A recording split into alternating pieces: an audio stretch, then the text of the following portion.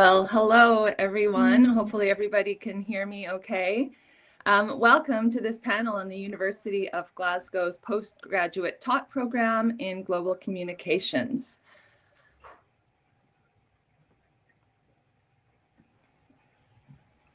My name is Lindsay Balfour. I'm Senior Lecturer in Communications, and I'm the Program Convenor for Global Communications, and I will also be your host for this panel today.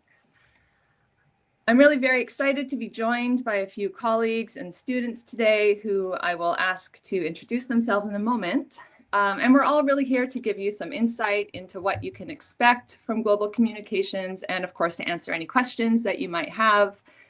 So as a quick introduction, I'll ask Philipp, Rojing, and I think we might have Rachel here as well in a moment. Perfect. I'll ask them to introduce themselves briefly, and then I'll come back to each of you with some specific questions as we move through the panel.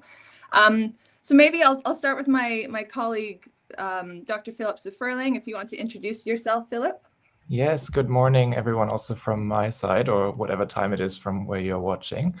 My name is Dr. Philipp Seuferling. I'm a lecturer in communications on the program. That means I teach some of the core and optional courses on the program. I've recently joined Glasgow as well in this new endeavor, and I'm happy to chat to you today and answer many of your questions about joining our program. So I'll hand over to Ruojing to introduce herself as well. Yeah, so my name is Ruojing Du. You can just call me Stella. And I come from China, and my undergraduate is major is English, and now I'm studying in Master of Global Communications, and happy to see you all. Yeah. I'm Rachel, so I'm a Scottish student. I did my undergrad at Glasgow as well, so I did business and management for 4 years, and then this is me now doing my postgrad masters in obviously global communications at Glasgow for my 5th year.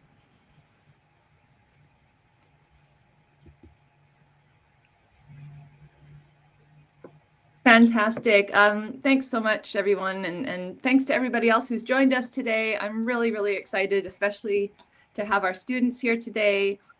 To share a little bit about their experiences, and hopefully between all of us we can address any questions or curiosities that you might have about the Global Communications program.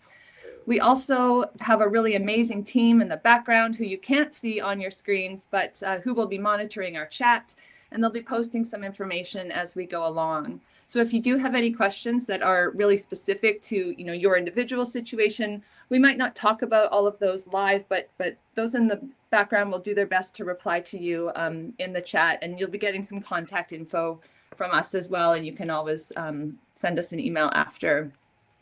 So as a panel, we're really, really happy to chat about the program, about life at the university and life in Glasgow, and what it's like to be a student here. So the format for today's event is really just about having a conversation. We'll talk a bit about the program, what you can expect. Our student panelists will share their perspective, but really we're here for those of you joining us online, both to answer your questions, but also, I guess, to give you a really warm and early welcome to Glasgow. And we really hope that we'll get a chance to do that in person again in September.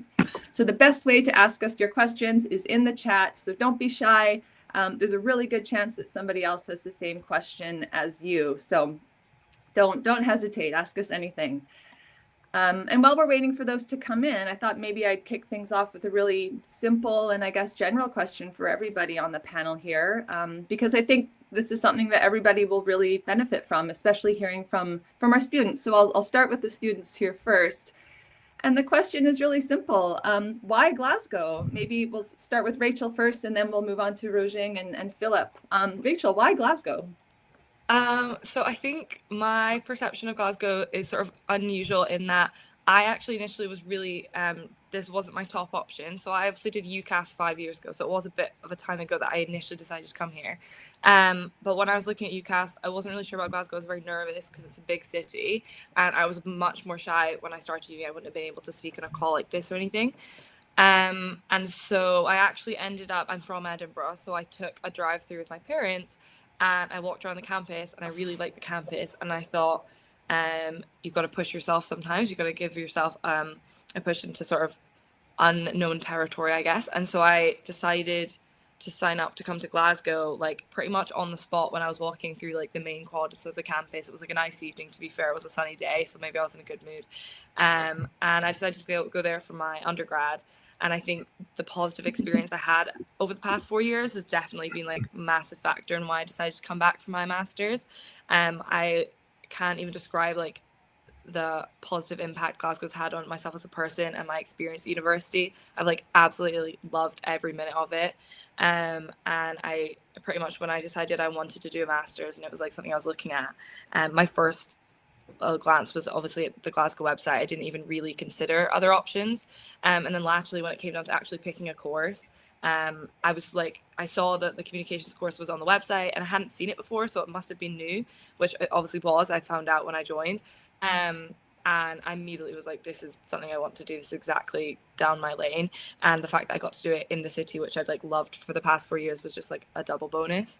So I think like both in terms of I pushed myself out there, but it is a big city and it is scary to come to. But I have loved every minute of the past 4 years, and like I have very few, if no regrets about my experience coming here. So I think for a master's and for a postgrad, it's really welcoming. There's a massive community and there's like something for everyone. So I think it's easy to get scared, especially as a postgrad going to a city. You don't quite know how receptive they're going to be to older students or students who've done an undergrad. But Glasgow's so big, there is something for you. Like, you will find it, I would say.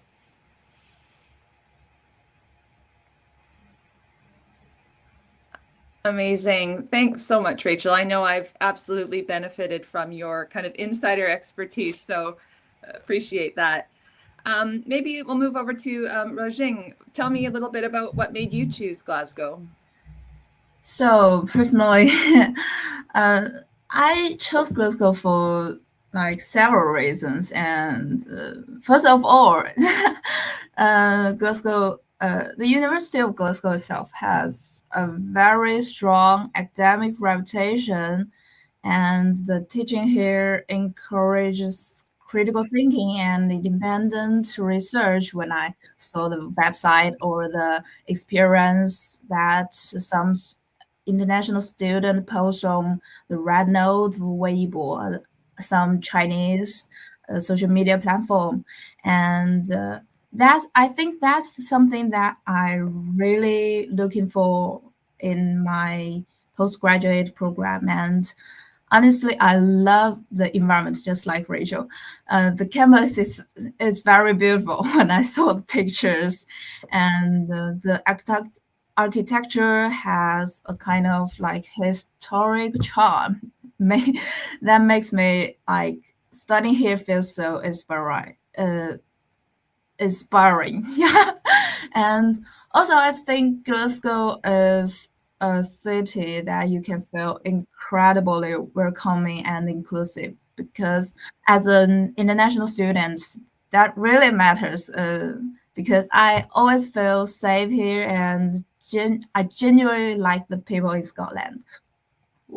They're warm, they're open, and compared to like somewhere else like London, and Glasgow made me feel more relaxed, and it just give you space to think, to live like comfortably, and you can focus on your study without feeling overwhelmed. And for me, the balance between academic and the quality of life is also very important. So I chose Glasgow. That's really, really, really great to hear. Thanks, Rojing. Yeah, that's really lovely to hear. We're so happy to have you here. Philipp, what about you as a fairly recent transplant to Glasgow yourself? What made you choose the university? Yeah, as a new academic Glaswegian, I can also chip in here. Yeah, so many great points have already been mentioned. I agree with everything that Rachel and Rojing have been saying. My first visit to campus, I was also stunned by the architecture. But of course, it's one of the top universities in the UK. It's a Russell Group university, so you also get to benefit from all of the offers that this university has beyond our subject, our school, our college, you get to be a part of a quite huge community that literally takes over a whole part of Glasgow as a city. The whole West End is very much shaped by the university and the campus. I think what also should be mentioned here is that we are in an emerging subject area, and Rachel has already made that point, and that comes with a lot of momentum that we have, I think, at the moment of shaping and building new things and quite trying innovative styles of teaching and of learning together. And as the cohorts will be growing, so we will be welcoming you into also being part of that kind of shaping moment. So I think that's quite unique to be in a kind of new endeavor, be part of that new project that Global Communications is. And maybe a last point to mention here, as a fan of music and the arts and culture and media and communications, that's also amazing in Glasgow. It's a UNESCO city of music, so there's a lot of stuff going on if you're interested in culture, music, arts, as I said it, and of course media and communication. So often these kinds of cultures and scenes go together, and Glasgow is definitely a hub for many of these events and activities and so on. That's so great. Thank you so much, Philipp. And thank you all of you for sharing those things about what sort of influenced your decision to come to Glasgow or to stay in Scotland. Yeah, just a reminder, we're still taking lots of questions in the chat, so please let us know what you might be curious about. There is a question here around sort of courses that you might be able to take as part of the degree, and maybe what I'll do is just share a little bit about what you can expect overall in terms of the program and the structure of the program. And all of this information is available on our website, but I'll give you a quick outline here. When you arrive in September, you will be signing up for sort of 3 courses in semester 1, 3 courses in semester 2, which begins in January. And these first 2 semesters include 2 core courses that all students will take. One is a theories and concepts course, where you'll study the kind of foundational aspects of communication studies, both historical and contemporary, why communications matters, why it's so relevant to our world today. And the second core course will be more of a methods and strategies course, where you'll practice, you'll get some hands-on learning around how we do communication studies. So what are the tools and the resources in the field and how we can apply these? And then each semester, you'll also do a couple of two options courses where you can explore more specific interests. And these courses are organized around things like globalization, media ecologies, migration, misinformation, digital forms of memory and memorialization, sustainability, health, and many more. So global communications is really about digging deep into how media and culture produce certain ideas or certain truths about the world. So we study how those ideas are formed, how they're sent out, received, and interpreted, sometimes questioning how we know something to be true or not. And more than ever, I think media and communications are really structuring our everyday lives. So the goal of this program is to think about what we do with all of that information. How do we act and live our lives in this really media-rich environment? And then in the summer, you'll also have the opportunity to do an individual project where you'll work with a dedicated supervisor on a communications-related project of your choice. And this is a really great opportunity to use some of the ideas, the concepts and methods we learn and apply them to a topic that you're interested in. This is really useful, especially for thinking about what you might do after your postgraduate degree. And the summer project is really a chance to maybe specialize a bit in a subfield that you might want to work in. And it's a great thing to have on your CV and be able to take to a prospective employer. So that's kind of how the program is structured. There is another question in the chat here that I think might be something on a few people's minds. And so I might direct this one actually at you, Philipp, because I know we have some exciting stuff planned around this. And the question, I think, is from Simon. It says, are environmental issues covered as a topic or something that can be focused on? And yeah, maybe Philipp, you can speak to that a little.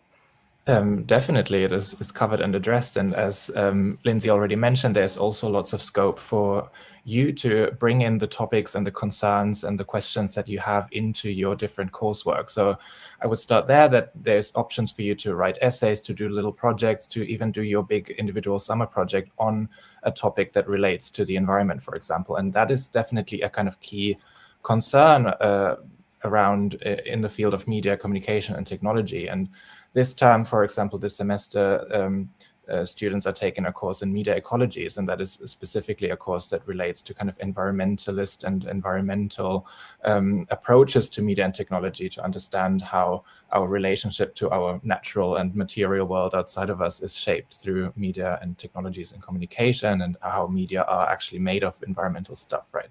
So these kinds of questions are woven through our program, I would say, across different courses. And if you feel like that is something that is of interest to you, that you're also interested in carrying forward beyond this degree, if that's a sector that you are interested in working in, there's definitely more than enough scope, I think, in this program to make that as the kind of unique point of your portfolio, if you will, in kind of shaping your specific coursework, essays, assessments that we have, as well as the individual summer project around a topic like the environment. And we would be very receptive of that, I think. Yeah, amazing. Thanks so much, Philipp, for that. Yeah, lots of exciting stuff happening around sort of the media ecologies, infrastructures. Great question. There's another question here, another really exciting question. Do we have training sites during the study phase, for example, for artificial intelligence or any other kind of similar specialization? This is a really interesting question, I think, because it's something we're trying to actively build as a fairly new program still. We're always looking for ways to sort of engage students in some really kind of practical work, some sort of specialist training or skills training around these emerging technologies in particular. So this is sort of an ongoing project for us, and we're very open to sort of ideas, and the university actually provides an amazing array of kind of resources in this regard, different sort of labs and facilities where we can engage with things like AI and other kinds of tech. I might just ask Rachel and Rojing really, really briefly, because we did do a field trip recently to what's called the XR lab, where we had sort of a virtual reality experience. And I wonder if either of you want to or both of you want to talk just really, really briefly about sort of what you thought of that field trip and of that VR experience.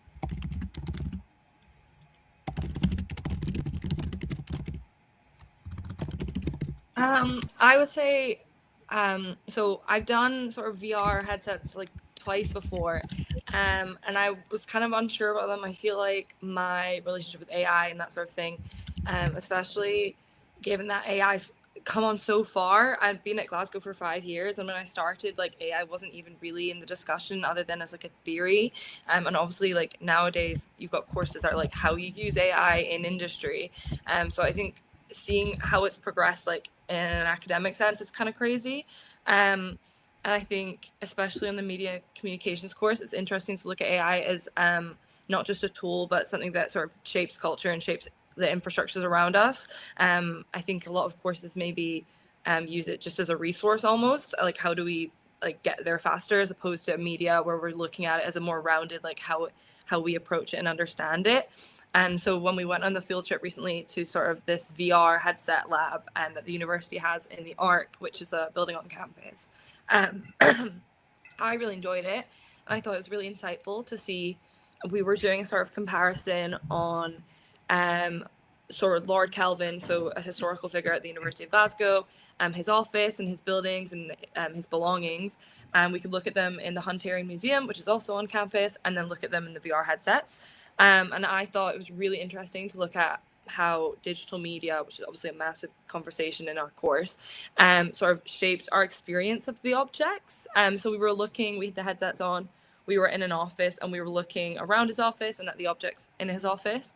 And my interpretation and my feelings towards those objects, how they were different in a sort of analog sense when I was looking at them physically in the Hunterian, as opposed to like digital media, the VR headsets, that sort of thing. And I think that's like a big line throughout course, is looking at how we interact with the media around us and like how everything in a sense is media. So yeah, I really enjoyed the field trip, and I thought it was really interesting to like, especially seeing the tech, which obviously is not necessarily easily tangible. You've got to have the right ways in to approach that sort of stuff. But I really enjoyed the course and the field trip.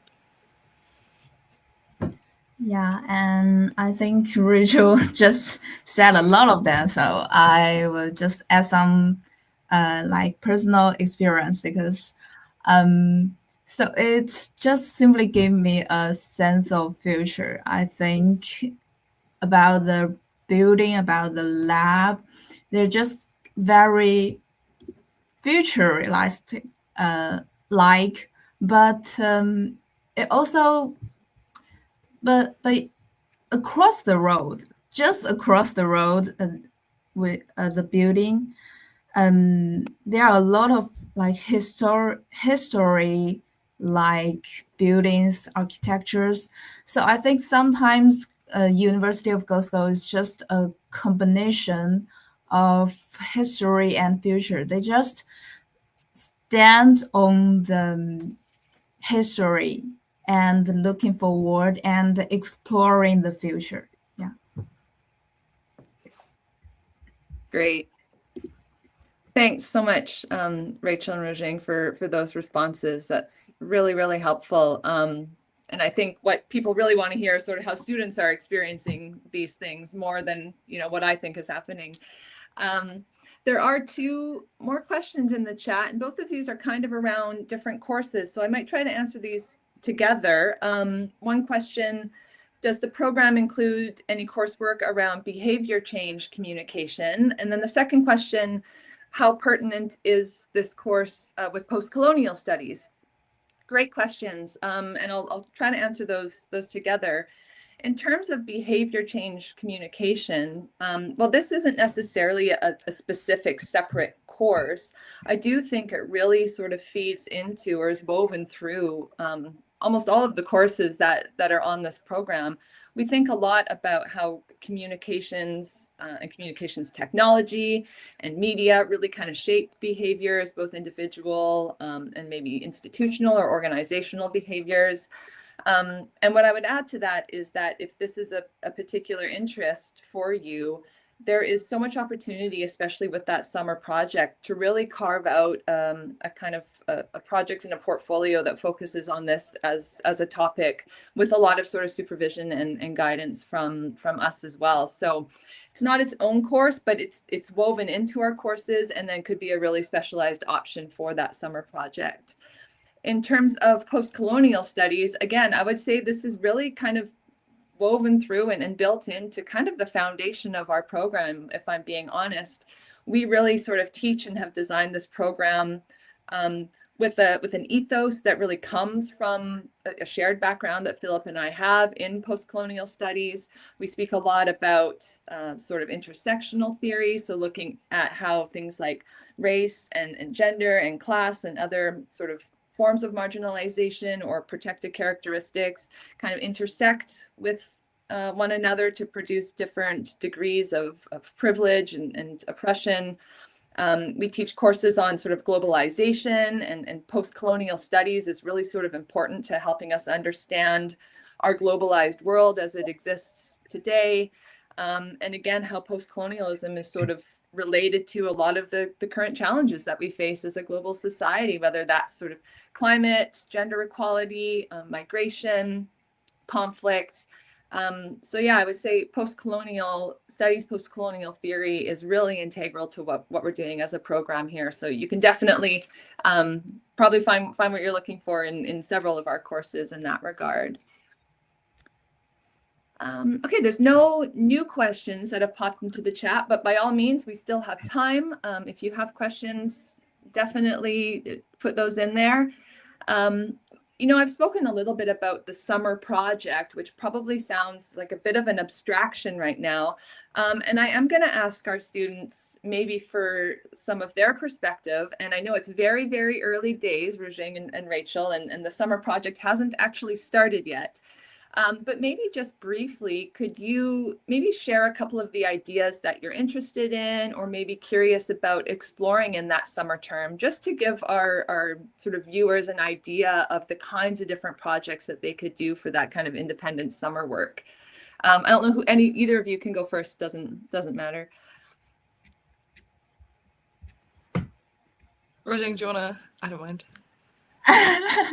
Okay, so it's still early, but I'm currently choosing between two directions because before I come here, I originally interested in online literature and how like digital narratives circulate around the world. But during the program, I also explored the fandom studies, particularly participatory culture and how fan communities recreate meanings, sometimes even across the national context, which I also gain a lot of encouragement and advice from my Dr. Lindsay and Dr. Philipp.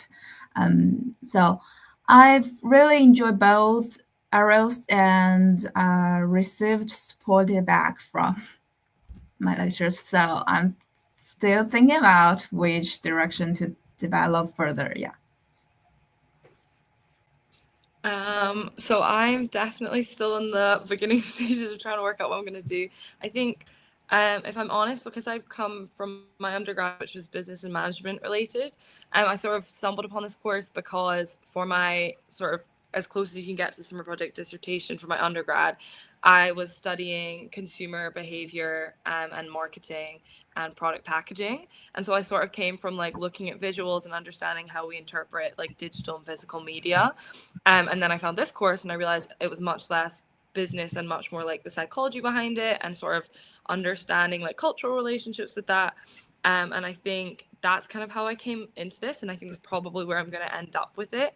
So in terms of stuff that I'm looking at, I wouldn't say I've got any specific topics, but I really like looking at the like digital analog media debate, like nostalgia and our relationships with how we feel about like visual media, especially like anything from like marketing campaigns to like film. Or I actually recently, I'm not sure whether I'm going to include this in my final summer project, but I quite like the concept of music and culture and our relationship with that in a communicative sense. So I really couldn't confidently say what I'm going to do for my summer project, but in terms of stuff I'm looking at, it's definitely looking like at culturally, like our relationships, the media around us, how that makes us feel. And I think given that I came from like a very marketing based background, it's very visually based and sort of shaping narratives and how we can use that or understand how that shapes our perceptions of things, if almost that makes sense. That sort of area is what I'm going for. Cool. That's really great to hear how your thinking has sort of evolved over the course of the year, and how sort of that focus or that perspective is shaping into something really exciting. All of these sound like great ideas, and I'm looking forward to working with you both on those. I wonder if I can actually turn to Philipp and ask Philipp a question. And maybe Philipp, could you talk us through perhaps a little bit of what might be the long-range vision for the Global Communications program? We've talked a bit about program structure, how the year unfolds, and some project ideas. But if you could give us maybe a sense of options for students once they leave the program, what kinds of work or further study might they engage in? Or how do you think the program builds in some maybe practical or employable skills for the job market? The million-pound question, of course, of employability and what comes after a degree like this. And 12 months seem long, but it can go by very fast. So I think there's maybe three different points that come to mind and three different dimensions of how you can think about this. So what we're really planning and trying in this program is always to also get in different kinds of speakers from different industries. There will be panels, for example, around careers, and we will bring in different people from different sectors that are relevant for our graduates into the program. So that will also be an opportunity for future students to be kind of connected into, plugged into these different scenes. And as I've already mentioned, Glasgow is a place where the media industries, communications industries, cultural industries are kind of physically located as well. And of course, the UK as a broader context is also a hub for those industries and sectors importantly. So that's a good point here.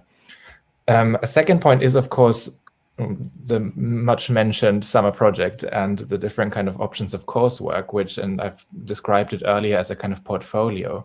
So a lot of the design of our courses and of the coursework and of the project in the summer allows you to really build and see the degree as a portfolio exercise, that you bring together different kind of pieces of coursework that you can actually show to an employer later on. So if you not only write theoretical essays, which we will ask you to do as well, but also kind of do more creative projects, do smaller pieces of coursework where you maybe design an app or things like this, and that you're able to showcase. And if you can use the summer project to do that as well. So that gives you the opportunity to kind of build your business card, if you will, to show on your CV to an employer later on.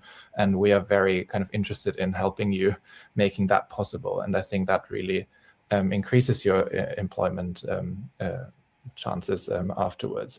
And maybe a last point, we've talked about the University of Glasgow as a whole, and you will be an alum not only of Global Communications, but of the University of Glasgow. And that connects you to a very big community of alumni. So there will be different kind of networks that are sticking up together to conquer the job market. But also you will have a degree of the University of Glasgow, which is one of the top UK universities. So that's also something that employers will appreciate. So I think these might be some of the dimensions that you can think about in terms of skills development and employability afterwards. Amazing. Thanks so much, Philip. Great advice, great sort of anticipation of all the different sort of avenues that this degree could set you out on. Some really great questions coming through in the chat. Just want to remind everybody that if you have questions around sort of application process or scholarships or funding, entry requirements, language tests, there's a bunch of links in the chat. So make sure you look at those. That will probably direct you to some of that information. So the next question that I want to maybe ask towards our panel, and I'm actually going to direct this to Rachel and Rujing again. And it's sort of related to what Philip was just talking about in terms of sort of post-degree. And again, I know that you're only starting to think about the summer project, and the question of what's next might not be immediately in your mind, but I wonder, maybe we'll go Rujing and then Rachel in this order. What are you thinking about after the degree? What are your goals or your plans? Is it further study? Is there a field that you want to work in? Another part of the world you want to go to? What excites you about what's next? I haven't think about it more because I might come back to China and do some like jobs, find some jobs that I like, because so personally I always do the choice that based on my interest.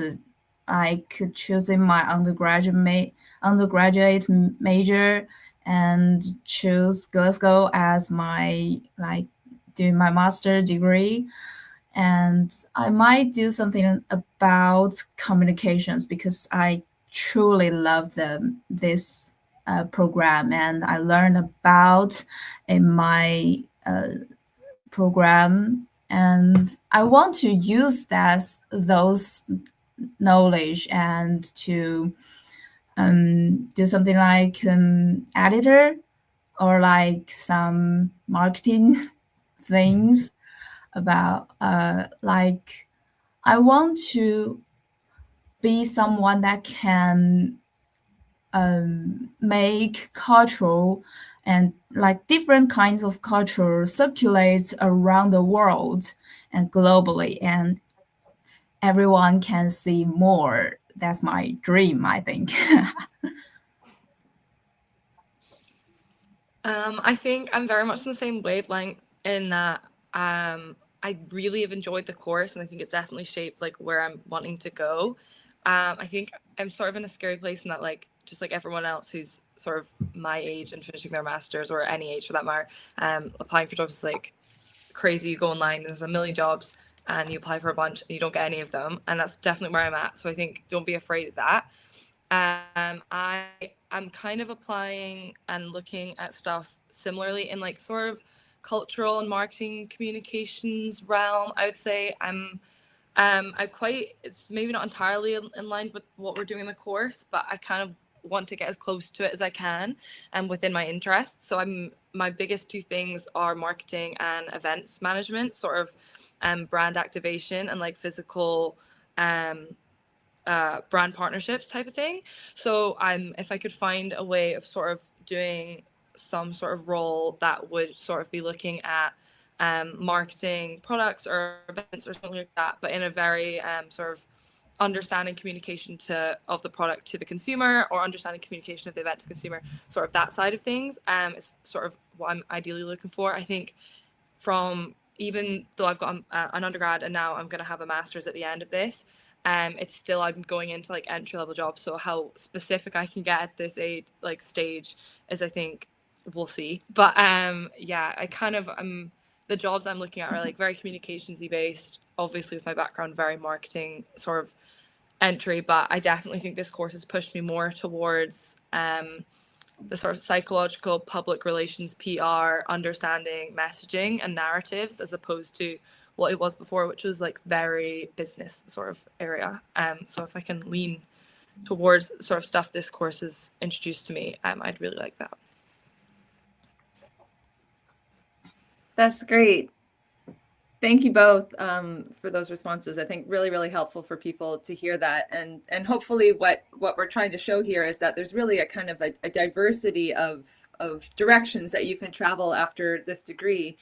And the degree also will attract and support a diversity of interests and backgrounds. Just to maybe pick up on a couple questions in the chat here. There's a question around, what about somebody who studied French as maybe an undergraduate degree? How would they fit into this this master's program? And I would say very, very well. I think we draw from all kinds of different backgrounds. And the thing about communication studies and global communications in particular is that there's so much crossover and relevance in a variety of different fields and jobs and disciplines. So it really is kind of a nice fit for a lot of people. And then sort of on the similar side, there's a question here, if as students, if you can take a course that's offered in another department, or at Glasgow, we call these other schools. And yes, this is entirely possible. We have some really great sort of partnerships and collaborations with other schools and other subjects. We often have students in English Lit, or in journalism, or in translation studies, or media management, coming over and taking global communications courses. And likewise, we can definitely work with you to maybe curate a kind of program of courses that really works for you, and kind of in partnership with some other folks that we work with within the College of Arts and Humanities here at Glasgow. And then there is a question here, and I'm going to put this back to Rachel Rouging again, because I know that you are two students who are very generous and collegial and involved. And the question is, I think if I'm interpreting this correctly, I have an offer for September. Is there anyone here to connect? And I'm going to interpret that as, is there anyone to sort of connect with? Are there ways to get involved when coming to Glasgow? And yeah, maybe if the two of you could speak to that a little bit. I'll go Rachel first this time, because I know you're very involved in the student union. And maybe Rouging could speak a bit to sort of what it's like to be maybe an international student on campus and the kinds of friendships and communities you've formed there. So how do you connect? So I would say I'm like the number one like poster girl for how to meet people at Glasgow. If you met me like 4 or 5 years ago, so shy, really nervous to meet people, didn't know how to make friends. I'm a twin, so I come from a background of I never had to make friends. Like I just had my twin sister. I was very shy, let her speak for me. So I was so nervous about like how do you meet people? I've never been to Glasgow. I can't go up to people and speak to them. Like that was really scary for me. And my biggest response is just get involved in stuff. Glasgow is so big, and there is something for everyone. And don't get me wrong, it's really scary. And I definitely in my first year, I was tired and I was anxious, and there was a lot going on because I was pushing myself consistently outside my comfort zone to speak to people, join clubs and societies, but I don't regret it one bit. My biggest thing that I personally got involved with, well, I've done two things. I've done sports at Glasgow, which is a huge community. Even if you're not necessarily a sporty person, I wouldn't have described myself as a sporty person. I got involved with GUSA, which is Glasgow University Sports Association. And they have tons of clubs and societies you can join, and you can try it out. They let you try out for entirely free at the beginning of the year. And decide you like it, you can buy a membership and you can come back every week, which is what I did. I play lacrosse competitively, and I have done now for 5 years. I've gotten really involved. I've joined the committee. Those are all things that I would have never considered a possibility prior coming to Glasgow. Such a welcoming group of people. I do truly think students at Glasgow really, they are interested in meeting you.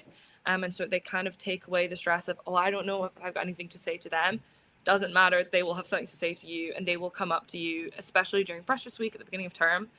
There's like massive like events and stuff that you can go to. You don't have to approach people. They will approach you and be like, hey, what are you doing? What are you interested in? Can I show you around? Can I show you a club, a society? And I think that was really helpful for me. And then my other thing is the student union. So there's 4 student unions at Glasgow, which is a bit confusing. There's the Sports Association, which is the one I just talked about. There's the SRC, which is sort of like academic help, like if you've got housing issues, that sort of thing, you can reach out to them. And then there's 2 fun unions, I guess, the QMU and the GUU. They both kind of operate in the same sort of entertainment sort of sector, and both like sober and sort of alcohol related activities, like whatever you're interested in. I did the GUU, which is I would describe as green. If you look at any of the U of G Freshers Week marketing, anything that's green is us. And I've done tons of work with them.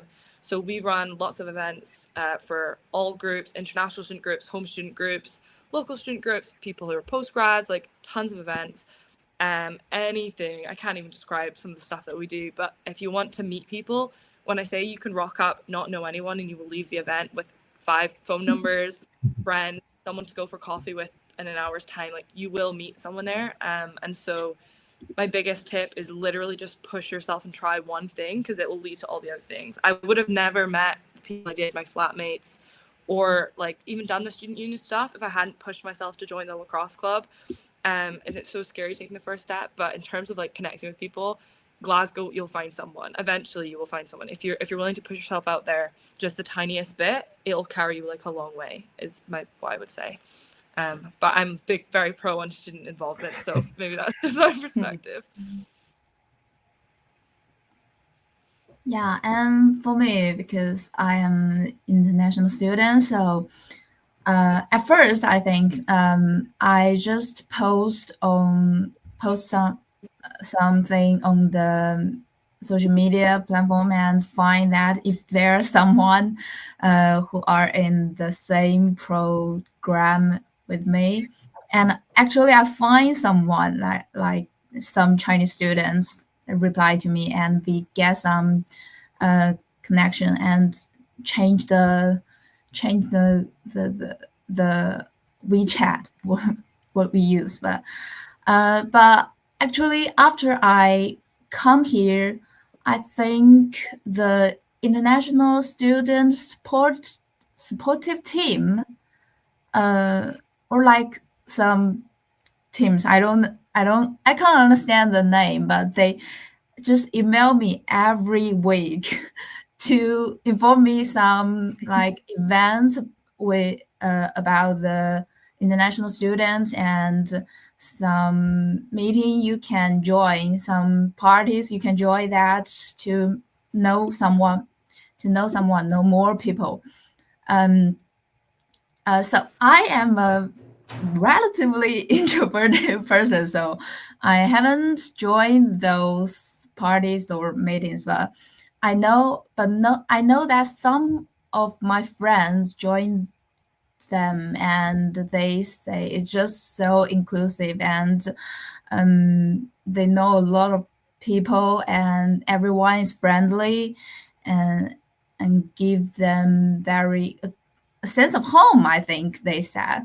And actually, after I joined the program, I think I also made some friends with my classmates, and all the people are just so friendly. I don't know how to say, but I think I feel a sense of belonging, and I think I am one like a part of this program, and yeah. Thanks both for those responses. That's really lovely to hear. And I think I speak both for Philipp and myself when I say as sort of program conveners. Yeah, it's been just really, really nice watching how you've all connected with each other, whether it's, in class during a project or on a field trip, or even outside of sort of the program itself, going for a meal together. I know there's students that have traveled together for Chinese New Year, and it's just, yeah, it's really lovely from our perspective to see that. And yeah, it's there really is something for everyone, and I think what we've done in Global Communications with your help is create a really beautiful community where everybody feels like they can belong. It's really special. There is one more question in the chat, and then I'll turn to our panelists for maybe any sort of last advice, because we're nearing the end of our hour here.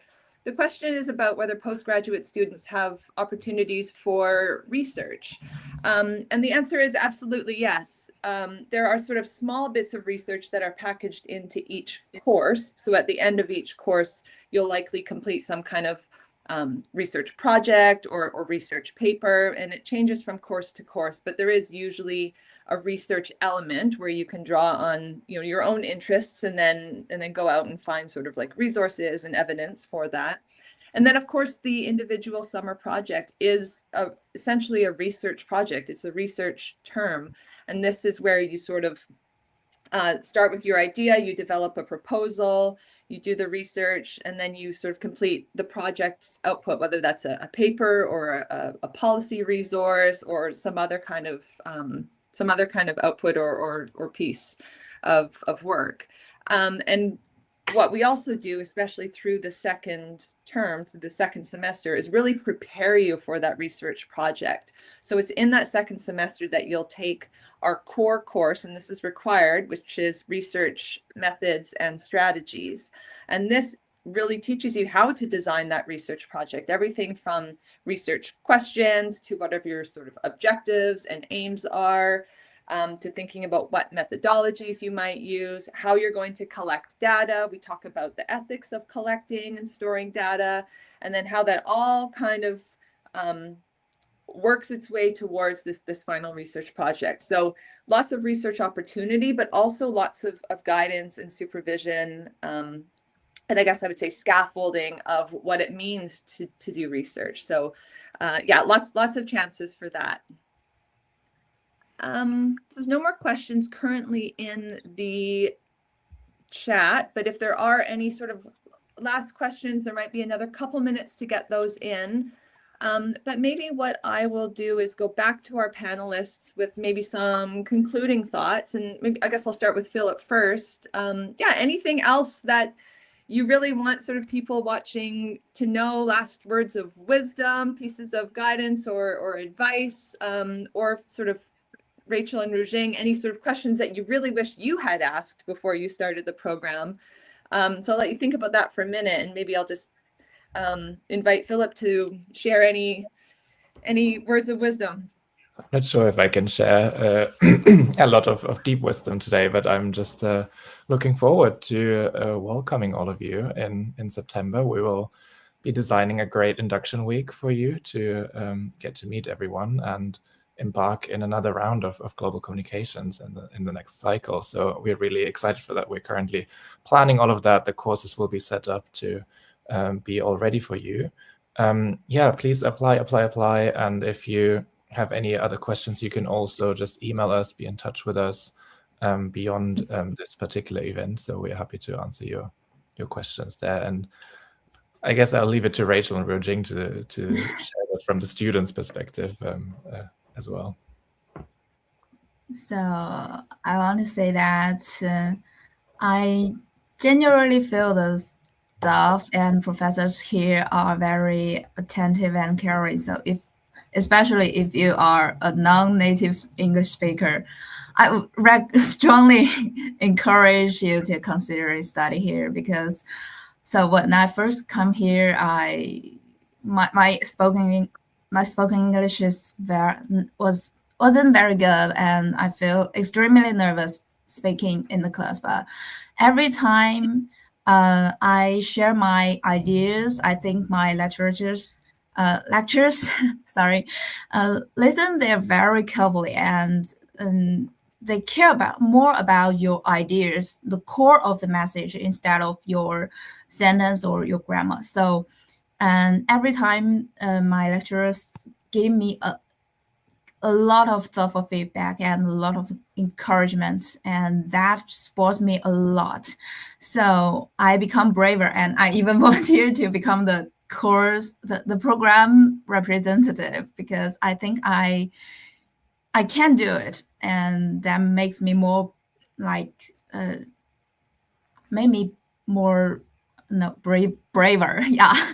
And so I think University of Glasgow is a place where your voice matters, so you can just consider. Strongly recommend.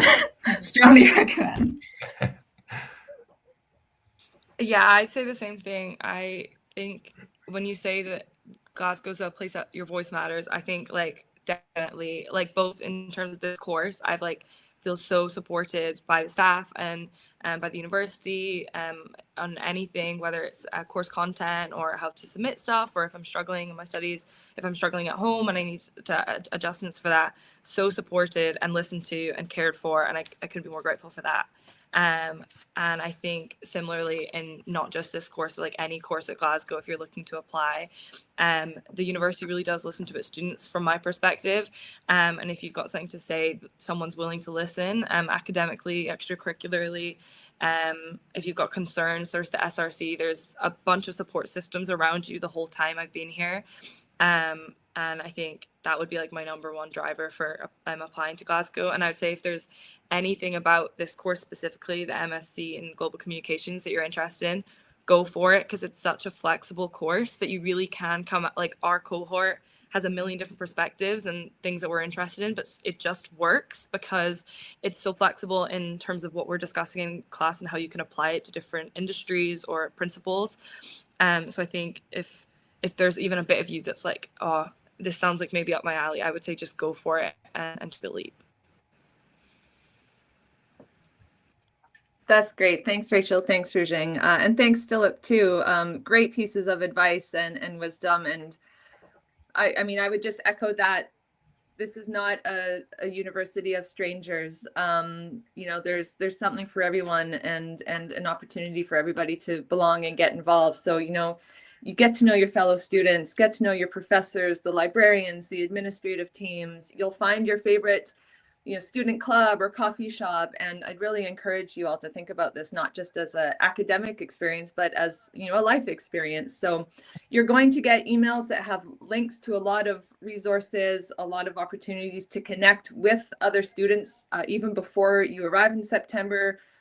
Uni Buddies is one of these options. So you'll get an email about that.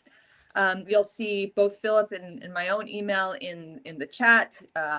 Emails are also on our Global Communications program page. Please don't hesitate to reach out, ask us any questions you have that you maybe didn't get a chance to answer or ask today.